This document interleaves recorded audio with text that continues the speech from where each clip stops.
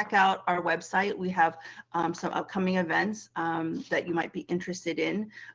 You should subscribe to our newsletter, and then you should follow us up on social media.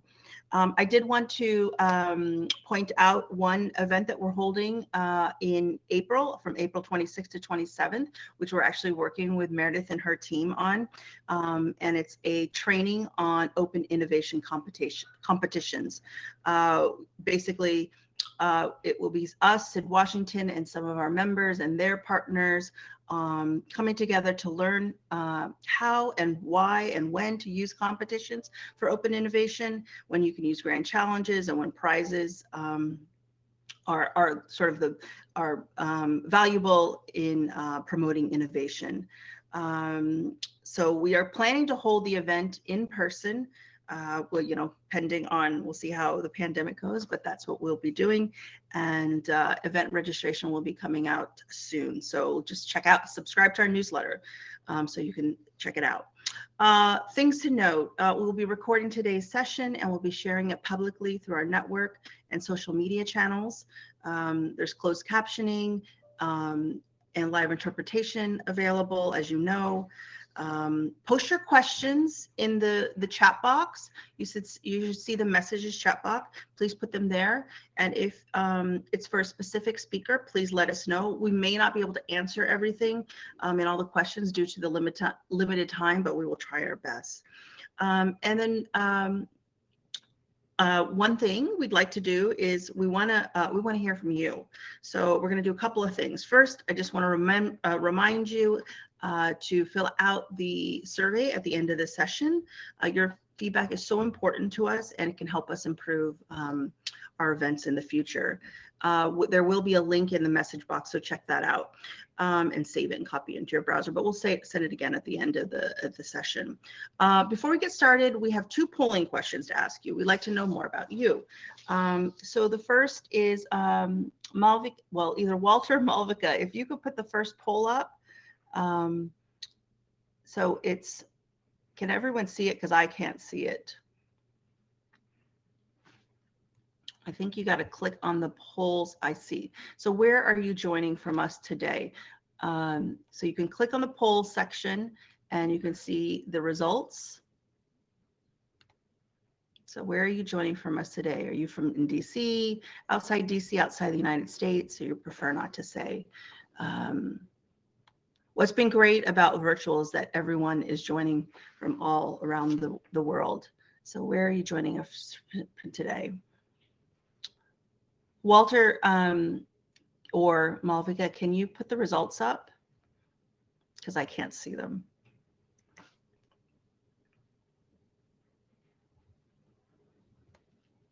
All right. It looks like, I don't know if others can see it, if you click on that results section, you can see most of us are in the DC area, but we've got 30% outside of DC, some outside the United States, which is incredible. Thank you for sharing that information. Okay, the next question that we have is, are you a SID member? Are you a SID Washington member? So if you can click on the polls and answer the question.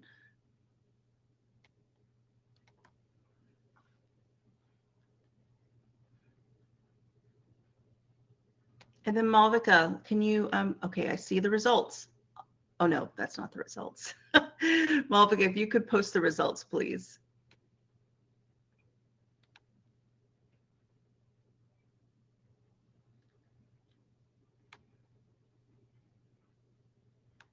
Okay, so I'm having a bit of issue seeing the results. Oh, I figured it out. Sorry. You scroll down, and you can see it.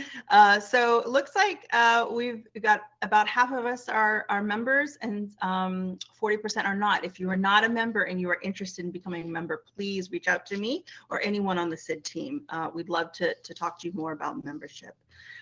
Okay. All right, so now we will move on to, I'd like to introduce our moderator, Meredith Perry.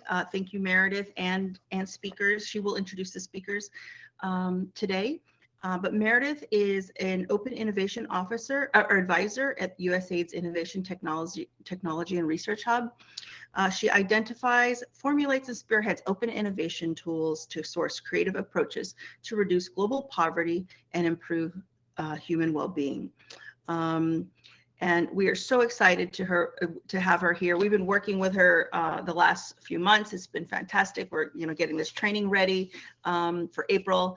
So this is kind of to help launch off our work around innovation. And Meredith, I will turn it to you. Thank you. Still tricky going off that unmute button. Just before I start, it seems remiss if we didn't acknowledge the situation in Ukraine. And so over 100 years ago, my great-grandparents fled that part of the world to escape Russian violence.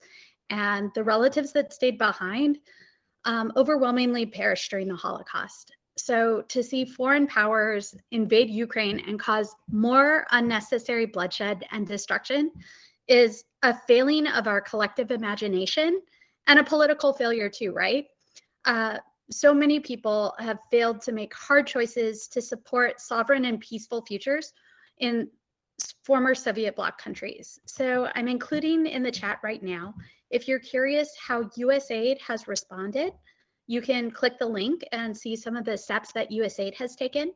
And our counterparts at the State Department have also been partnering with GoFundMe to set up the Ukrainian Humanitarian Fund. But I also want to say that it's been a failure of our imagination to be as generous and as supportive to other people around the world fleeing violence.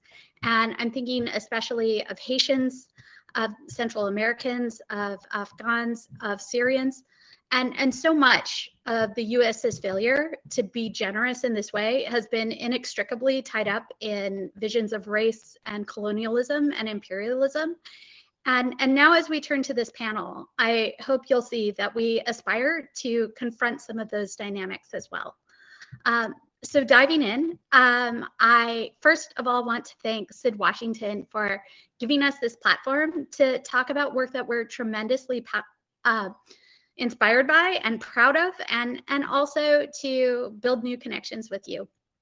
I want to introduce my colleague, Dr. Ku McMahon, who for over 8 years has challenged me and inspired innovators around the world to think about how they can encourage, innovate, and incentivize innovation for base of the pyramid customers at the nexus of water for food and then water, energy, and for food. And his vision extends not only to innovators, but to marshaling and spearheading international partnerships, including with counterparts in Sweden, the Netherlands, Germany, South Africa, and beyond. He's a leader, and I'm glad to work with him. I'm also so glad to introduce Shauna O'Reilly, who has been a co-conspirator and a partner around one of the most challenging spaces that USAID has navigated as we think about working in non-permissive environments. And she's able to think creatively and collaboratively about that because she's been a leader in humanitarian migration spaces for her entire career. She joins us from residence as the new director for migration and innovation. And finally, she is a new acquaintance, but I'm so pleased to introduce Nina Joshi, who joins us as the Director for Asia Programs from Heifer International.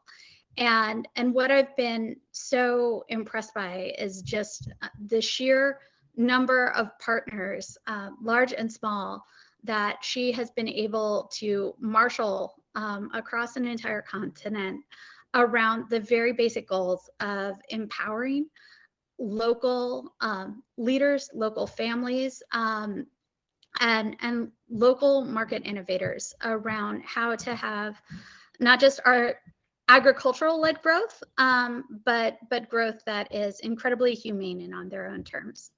So those are just my impressions. They can speak more ably about their own work. So first, I'm going to turn it over to Nina.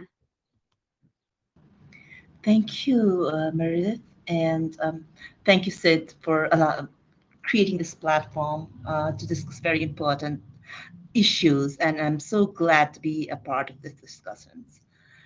Uh, Heifer globally currently works in 21 different countries to strengthen local economies and build secure livelihoods and guarantee living income for the local farmers. And this obviously requires us to work very closely with all local stakeholders, individual farmers, farmers organizations, private entities, and government. And we know we are trying to solve complex problem, and we also know that there are no shortcuts. So our approaches has been focused towards maximizing local engagement for a long period of time. And we don't come in and go out in a short project based, but have a long-term presence in the country, fostering that engagement, building that trust. And all our country leaderships are locals. So this Heifer's permanent presence provides us to build that critical foundation that's absolutely important for transformational change and with smallholder farmers. And we pay extremely close attention to voices of the people where the rubber hits the road. That has helped us to evolve and build the look. I mean, to evolve and to be relevant to the local needs. This long-term presence also allows us to build that trust and work with partners, build the capacity, and all. With the partners all across the communities, the project partners, the stakeholders, and the government, and come together and create a vision and build programs to reach that vision, and also look for investment collectively from various sources. This is, I think, the basis of the ownership of the work we do that has created a lot of impact around the work we do. And I have worked for the last 2 decades in Nepal, and I recently have taken over the responsibility for the Asia region. And I'm going to talk a little bit about the results that I've seen of this engagement, this long-term presence in Nepal. So currently, we directly in Nepal work with 300,000 farming households, and these households have been put together. In self-help groups, and these self-help groups have come together to form cooperatives. There are 240 plus cooperatives. And one important piece that I would like to highlight here is these households that we work with are the ones at the bottom of the pyramid. And this population has been historically marginalized and discriminated in different ways on different bases like caste, gender, economic status. And the other context is in countries like Nepal, this population have a very tendency to submit to the fate. So one important thing as we think of engaging with local and inspiring them for innovations and bringing them in the path of development is change this mindset from fatalism to growth mindset. I think that is where Heifer has evolved and done a lot of innovation and built an approach which helps first to look into individuals, help them overcome that mindset of fatalism into growth mindset, and bring them together in organizations. That's what we, I'm sorry, that's what we call social capital building work with the Heifer's values-based approach. So like in Nepal, like these individuals who have come, we have struggled even to save half a dollar every month now has come together and both very strong socially and economically and have run businesses. These 150 cooperatives that have come together, their total turnover for last fiscal year was 34 million US dollars.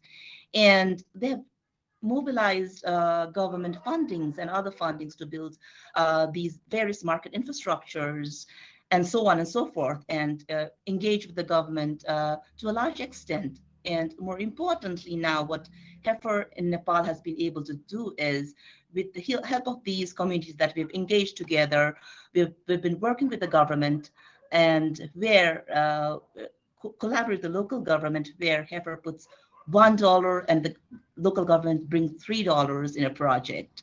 And this has now come together, to be a project where around 17 million US dollars. So I think, again, I would like to repeat one more thing here is, again, we start with individuals, helping them to change their mindset of and then bring them to the journey of this development process, and again help them organize and build the capacities, and build the capacities to build their projects and leverage other resources, and keep on building the momentum in this growth of development. Thank you. I'll stop here. Thank you. Ku, would you please speak a little bit about water and energy for food? Sure, we can cue the video.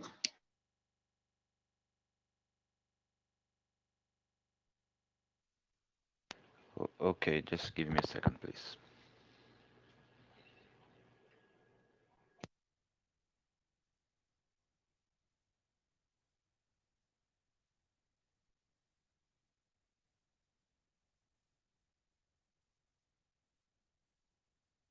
Uses 30% of the global energy.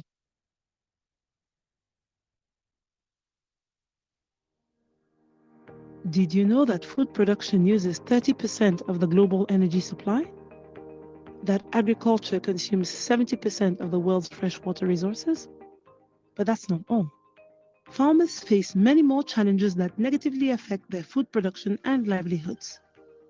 Climate change, for example, increases water stress and decreases soil productivity. To tackle these global challenges, the international multi-donor initiative Water and Energy for Food, We for Food, sustainably scales innovative solutions to meet the challenges in the water, energy, food nexus, promotes climate and environmental resilience and biodiversity through the sustainable, holistic management of natural resources and ecosystems, increases food production along the value chain through a more sustainable and efficient usage of water and energy, increases income for base of the pyramid women and men in both rural and urban areas. We for Food operates through regional innovation hubs around the world.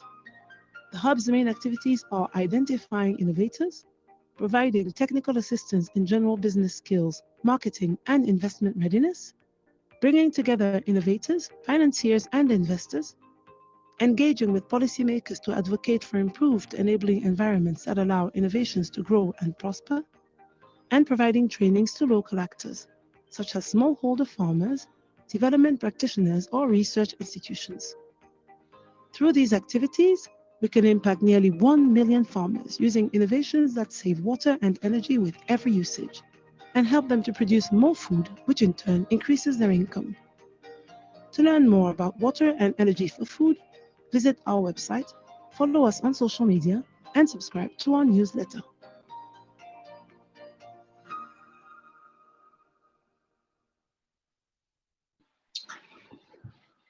Thanks. And so that gives you a general sense and overview of what the program is.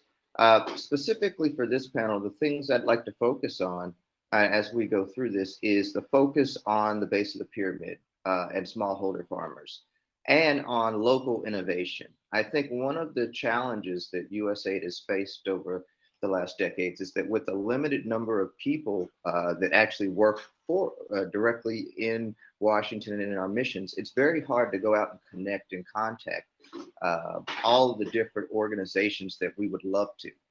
As a result, we've often used large contracts to do development.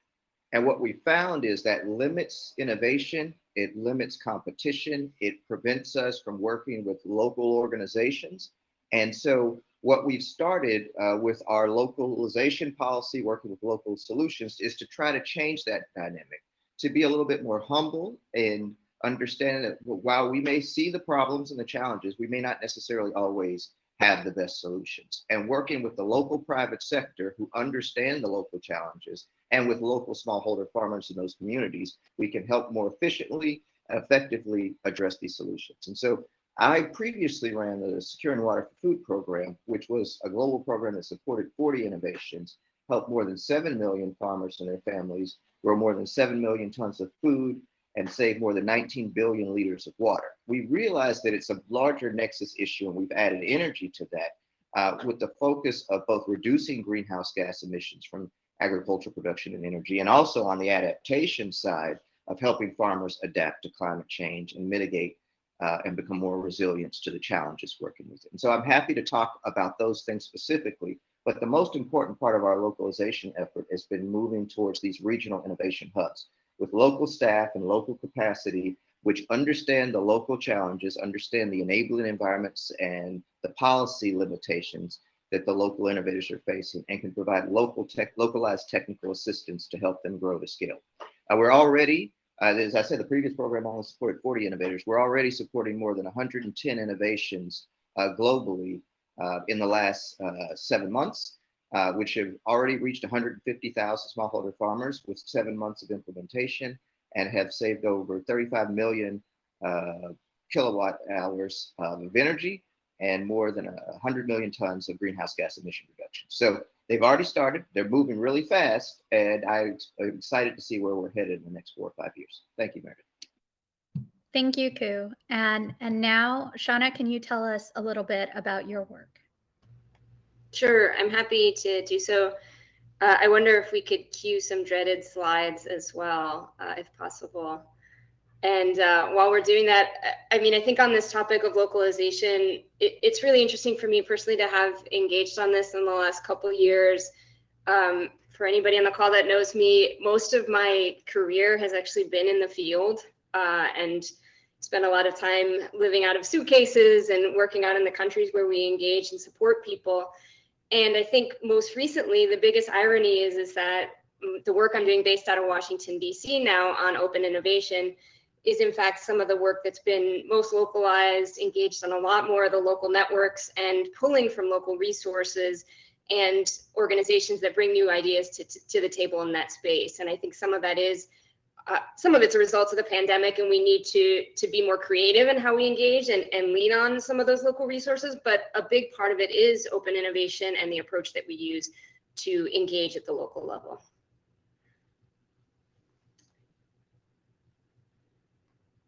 So maybe I'll jump in just in case we have any difficulty pulling up slides. I've been working on what's been a really exciting global challenge for the last 2 years now. It's called the Better Together Challenge, Juntos es Mejor. And what this challenge tries to do is source new ideas, innovative concepts, and impactful solutions to what is the significant challenge existing surrounding the Venezuela migration crisis. To date, at this point, we're at over 6 million individuals that have migrated out of Venezuela and moved into other countries. Obviously, a big landing spot is Colombia, but then a lot of other countries throughout the Latin American, Caribbean region, and also globally, end up serving as host communities to migrants when they leave Venezuela. I think conditions we know are both really challenging inside the country as well as across the region. And one of the things that happens is when a lot of these communities move on is the question becomes, how long have they moved on for? Do they have the resources they need in the places where they land? And are they being effectively integrated in a way that makes sense with local and host communities? So we really tried to source the most innovative ideas that responded to that, providing resources both to migrants and to host communities throughout the Latin American and Caribbean region. We had an open call for proposals that launched in September 2019, before pandemic, and that stayed open for about a year. And we ended up making awards through a partnership with the Inter-American Development Bank and USAID collaboration and support, obviously, to 35 different projects. Maybe if we could jump into slide number 5, that would be wonderful. Great. So you can see a little bit of stats, fun numbers that came out of the work that we did. We had over 3,000 applications that were started in our system, and close to 1,300 were submitted. 500 of those came from organizations that were based inside of Venezuela. So localization at its best. The next highest group of applying solvers was from Colombia, and then throughout the Latin American Caribbean region, and as well as globally. We did have a number of organizations also apply from the United States. And what we ended up awarding was, as I said, it was 35 organizations in total. 25 of them were USAID awards, 10 were IDB. 54% of them were new partners to engaging with USAID, and 83% were local solver organizations. This is a little bit of data about what's gone on the challenge in terms of impact through our implementation process over the first year. Because this open call was such a broad scope, we created it surrounding 4 different topics: people, productivity, services, and finance, which in the development and humanitarian affairs space is kind of a lot of everything we do. Anything that we could fund through this kind of a grant making mechanism, we were really open to, as long as it really hit the nail on the head in terms of that innovation piece. And so these are a little bit of the numbers of things that we worked on, both social media engagement for addressing xenophobia. We did some work in accessing financial services for migrants, which is really crucial, particularly because migrants oftentimes are on the move and don't have access to regular banking systems and these kinds of services. We did a lot inside of Venezuela. We ended up making 40% of our portfolios actually to organizations that operate inside of Venezuela and are based inside of Venezuela. So we've been doing things like providing internet access, connectivity, access to data and information, as well as services and support in psychosocial services, economic growth, helping entrepreneurs to build their businesses. We've been working on education, violence prevention, and particularly gender-based violence prevention and intervention throughout the region. 7 out of 10 of the beneficiaries that we engage with are women, and I could go on and on about the different technical areas that we're working in, but I think it's amazing to think about. We've reached over 500,000 people in just a year of implementation. And so I think that really speaks to the breadth and depth of the projects that we're engaged on. Next slide.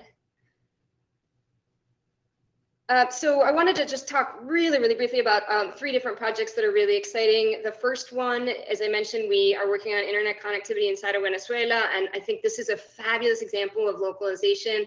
This particular organization is a company that's been a rural service provider in the internet space, and they've been working in Venezuela for over 10 years, and they said, hey, wouldn't it be great if we could take our model, make it accessible and reach people within urban spaces in Caracas, and perhaps ensure underserved and vulnerable populations have access to crucial internet services that they don't currently have for the daily basic needs that we all have surrounding education, work, or just getting through your daily life. And so they have been serving a community of about 5,000 users. Their pilot has been extremely successful. Without getting too much into the details, one of the opportunities we've had through the open competition space is to work with them in a co-creation fashion that's allowed us to really, I would say, adapt and design the program as we're going along. And so we've made a lot of quick pivots. It's not easy to install internet service in an urban context where people have corrugated iron roofs. Your signal is bouncing off different hilltops and other things. It's often much easier on an open plain in a rural area. And so we've had to really adjust for that, as well as for some of the political and social sensitivities surrounding a topic like this, as you can imagine, operating inside of Venezuela, where there's a lot of control, censorship surrounding information, and challenges for engaging with communities. And so this project was so exciting because not only is it a local company, but they also partnered with local community-based organizations, faith-based ones and others, that helped them to generate the trust with the community needed to go in and do this quickly. And they're really looking to scale and move on to a lot of other places in Caracas. And I think this is a really successful project that actually has been created a cost-effective business model too, that through focus groups and market research they've determined is accessible to the people in the communities. Next one. So this is a similarly along the lines of information provision inside of Venezuela. This is a company that actually launched with just a really small amount of seed funding from us and was able to get up and running a service that provides information upon request from users via SMS coding. And so it doesn't require internet connectivity for users that are basically on their phone. And, they could ask questions about news, what's the exchange rate today, what's happening in sports, or anything in between. And it gets around this issue of electricity and shortages and challenges that go on in terms of basic services and infrastructure that exist inside of Venezuela. And it's been extremely successful. They've had a wonderful market uptake and now are taking their pilot project to 10 new communities inside of Caracas. And it all launched through this open innovation space. And again, a local organization that we've been working with. One last snapshot, if we may, and I know I'm getting close to time here, perhaps over, but the next one is, if you go to next slide, this last project is really interesting. Again, just shows the juxtaposition of this to some of our work inside of Venezuela. This is a project we worked on inside of Guyana. We identified a local organization that wanted to do work in gender-based violence prevention, and they worked with us to create basically wraparound services and a comprehensive model for case management for survivors of gender-based violence from the Venezuelan diaspora that are in Guyana. To date, they've served close to 50 individuals, and perhaps that might sound like a small number, but when you think about the population of Guyana and getting an initiative off the ground and launch is really challenging. They've been working with a network of 40 service providers to provide legal services, psychosocial support, English classes, and just help with basic daily life skills and other needs that people might have. And so this was another really exciting project that worked with a local organization. I'll pass things back to Meredith with that. Thank you, Shauna. So hopefully you all received a bit of a picture of how Heifer and the Water and Energy for Food Consortium and Better Together have been thinking about how to bring to or nurture or accelerate local solutions to local challenges. And as we talk about localization, I just want to contextualize and problematize the term, because on one hand, it is absolutely stunning that only 6% of USAID's funding goes to organizations in the host countries we serve. And reform is needed, and USAID's administrator has proposed that the agency increase the proportion of our funding going to local partners, eventually aspiring to 50%, but on the other, in recent articles, including articles such as the one I'm going to include here in the chat, which is Localization Only Pays Lip Service to Fixing AID's Colonial Legacy. Some people, including Professor Maha Schwab, have criticized the terms local and localization as tokenizing, and they consider a person, often a person who speaks English and is a member of their country's elite, as somehow representative of an entire society's concerns. This is why I think it's so important that Ku and his partners have been working with base of the pyramid customers. And I think that these defaults to what's easy is because localization is hard. It asks more of us to meet at times inconvenient for us instead of times inconvenient for Nina, to use and pay for interpreters. And that's part of why we're using Kudo, and to move beyond turning to just friends. It asks us to go outside our personal and organizational comfort zones and to own the criticism. That's part of why our panel is composed the way it is, with 3 people based in the US and Nina based in Nepal. So I want us to collectively think about how we address localization in our own work, to answer questions about whether there's a different turn of phrase or a mindset that aspires to these goals rather than the current framing, or what inconveniences we should be demanding of ourselves, our colleagues, and our counterparts. And so this is a question for Nina, but I also want to hear from Ku next about what changes to the Water and Energy for Food program they've made to address this criticism. And I especially want to hear from Shauna that localization for Better Together is always going to be a challenge, even before they launched during COVID. With Venezuela being closed to U.S. efforts, that was going to be a challenge. And then just a few months after Better Together launched, COVID-19 became widespread. And so I want to hear from her how a Washington, D.C. based team pursued localization efforts in a non-permissive environment. So basically, the overarching question, starting with Nina and then moving on, is just what adaptations we should be making or asking of others to make localization meaningful. Thank you. This is a very interesting topic. There's no doubt localization is difficult. And but the very intent that USAID is moving towards that and paying attention to the criticism that has come in itself is very encouraging. And you already said US administrator has this goal to reach 50% of its funding to the local organization. And we understand the challenges that will come across. And we also are eager to look into details where this difficult challenge could be overcome. I think one thing I've learned over the decades that I've worked with local people is to trust them. And again, it works at all different levels. The trust in the local communities and believe that they have answers to the solution.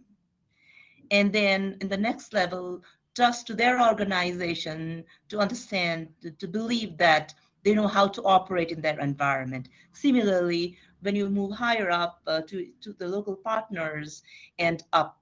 So that element of trust, if it comes as a culture in their organization, these challenges of localization would be minimized. I mean, it's very obvious that we want to work with partners that have served us, that we feel confident of, and so on and so forth. But again, and being open in that element of trust. Again, for that trust to happen, I think how firm the organization itself is grounded on that particular locality is important. And for example, I mean, for us, Heifer has an approach that has this huge element of trust at all levels, from local communities up to the organization, up to the country leadership. So as I mentioned earlier, I mean, we also work as local entities in Nepal. We have global organizations supporting us. We also work as local entities in the countries we operate. We have local leadership, and that helps us understand the different dynamics within the government, within the policy framework, the culture of the people, and so on and so forth. So I think organizations like us could also help you achieve these targets. And again, I would reemphasize that element of trust is very important, and that shift of mindset is important. Thank you.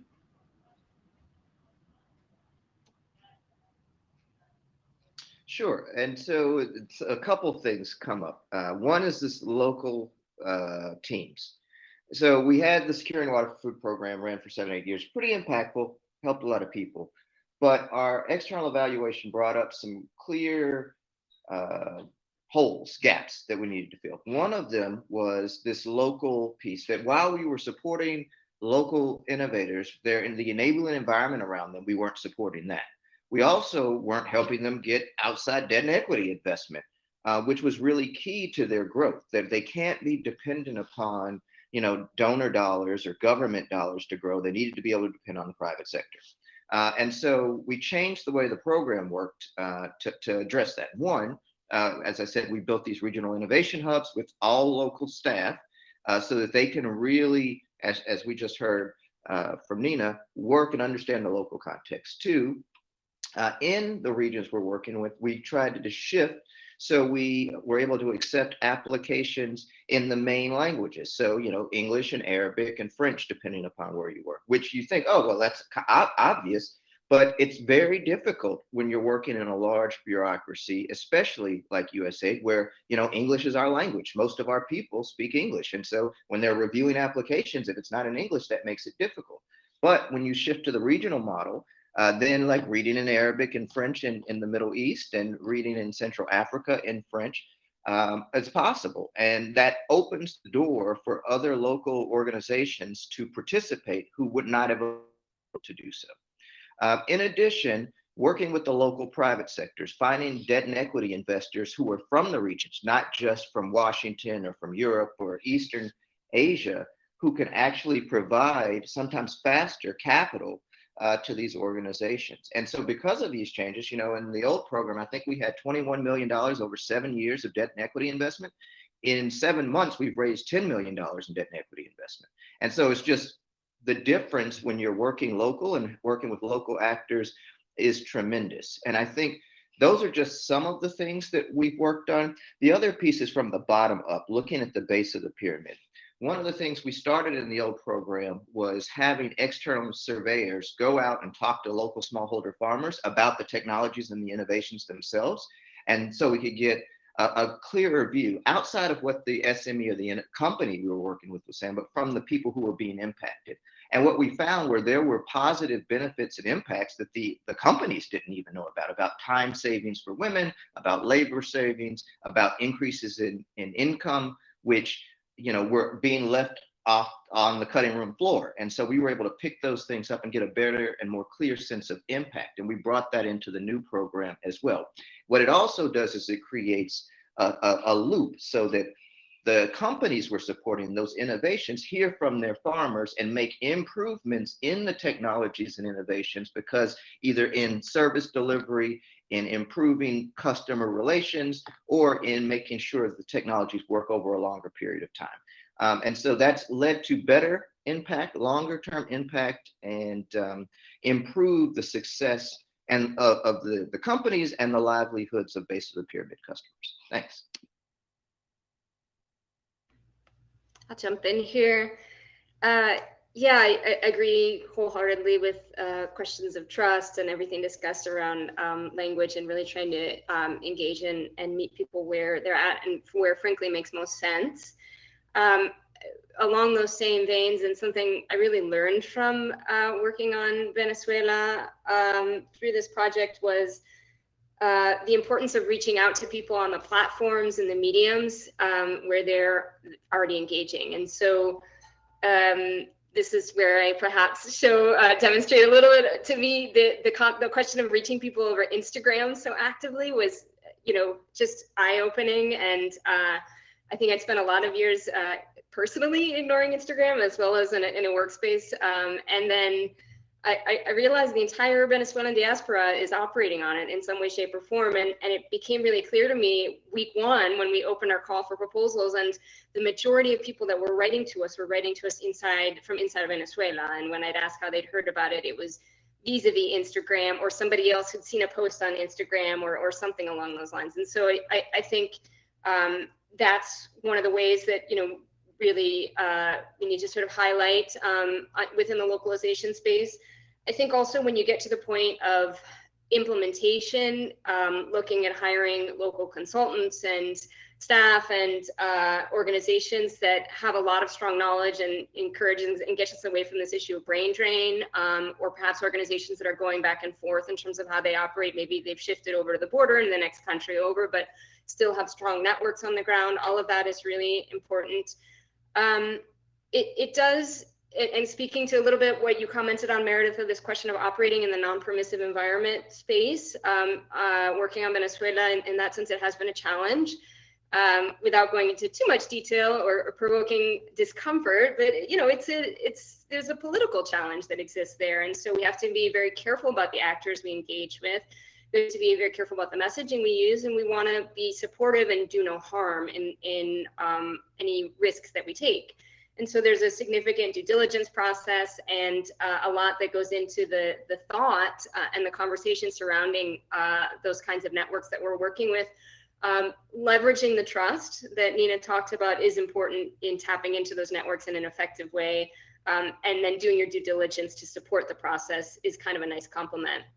And one of the things we did a lot on Juntos Juntos es Mejor, when we got farther out in our implementation processes, we integrated third-party monitoring, TPM, which involves hiring external local consultants that were able to go out and visit our field sites. And it was a really great way to produce trust and ensure that we also were hitting all of our targets, because having a local person engaged served as a neutral point of contact for the organizations that we're working with.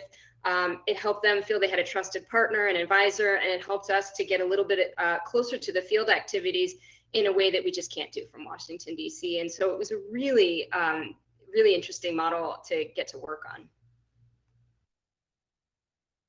So thank you so much. We've been monitoring the chat. It always makes my job easier when you pose the moderation questions. And I thought Nathaniel's question about what approaches have you found are the most effective for encouraging in-country leaders to mobilize local resources for innovation. In some ways, Ku touched on this with water and energy for food. But Nina, I'd really love to hear how you flex the different heifer networks around encouraging locally led innovation.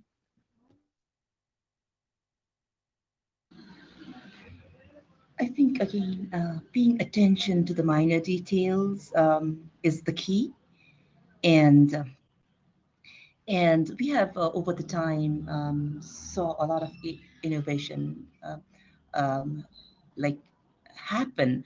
And the programs are designed in an agile way so that those innovations that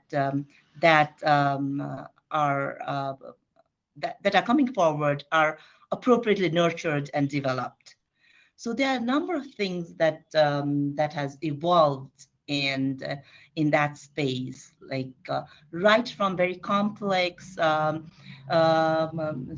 issues like we work in livestock, so genetic improvement, we called it community managed genetic improvement goats. So that was a local innovation that happened in the villages. We looked at how a village together could come and work in this issue of improving the genetics of the goats that are in the country. So again, and then in that process, it's the people themselves first, and their organizations, and then the local government and other private stakeholders around. So bringing them all together in very open conversation, and making these platforms available for them to discuss, innovate, and then redesign stuff, and also leveraging resources from all partners. So once they invest on these, it's not only about the dollar that comes in, but the ownership that happens with the local government and the local organizations that will eventually harnesses the interest and bring everyone together to reach the goal of that particular innovation, and that they all are paying attention to. So I think leveraging this network of the individuals, their organization, local government, all in the series, and putting them into a structure in such a way that they are interested, they are connected, they have invested their resources, that makes it happen. I am so inspired by that, Nina. So as our program draws to an end, I thought it was fitting that we answer Rudolph's question: how do we ensure the sustainability of all these investments? Projects typically depend on donor funding from the start, and then they tend to die off when the funding ends. What steps are taken to ensure that these local actors can continue to thrive when the funding is gone? And Ku, I think you've been so intentional about this. So could you speak to this? Yes, I think that number one, it's about money, right? And so one of the beauties of Heifer International and what they're doing is they're bringing in funding flows from, both developing and developed country context, and putting them into the on the ground market, such that it creates a pool of capital that smallholder farmers, that other groups, that sometimes innovations have to pull from. one of the biggest challenges is that there's not a lot of development dollars out there when you really look at the big picture sense of it. But there's a lot of private capital out there, a lot more than development dollars. But that money is often locked up in areas that's very hard for those at the base of the pyramid to reach. And when they can reach it, they've got interest rates in the 20 to 30% range because of market fluctuations and currency fluctuations. And so the number one way from my perspective for doing this for a long time to ensure sustainability is to make sure there's local capital available to support these types of efforts and activities. Smallholder farmer financing in particular is the space that truly needs to be unlocked around the world, such that then when farmers need inputs, when they need resources to start to grow, to be more efficient, they're available, especially for women, because they often don't have access to land. They don't own their land, and therefore that's often used as the number one way to get more capital. And so if we don't find new and more efficient ways to do that, we're locking out more than half of the population of these countries who can help them grow. And so that's one way to ensure sustainability, is to make sure you're working with the people and providing them with the resources, not coming from donor dollars that then go to projects, but going to the people at the bottom who are really going to elevate and lift themselves out of poverty. We are nearing time, so I see that Nina's colleague Devona and Shauna are also responding in the chat, just to speak to as many of your questions as we can. I want to thank our panelists for such a fulsome debate about how these approaches can ensure that not only are we working in the space of innovation, of unlocking new creative or transformative ways of doing things, but also that what we are doing is consistently based in what the communities we serve need, want, and desire, and are willing to pay for. I also want to thank the Society for International Development in Washington for being such an incredible and effective partner in this work. If you are inspired by this, please consider joining our training on how to design and implement these competitions.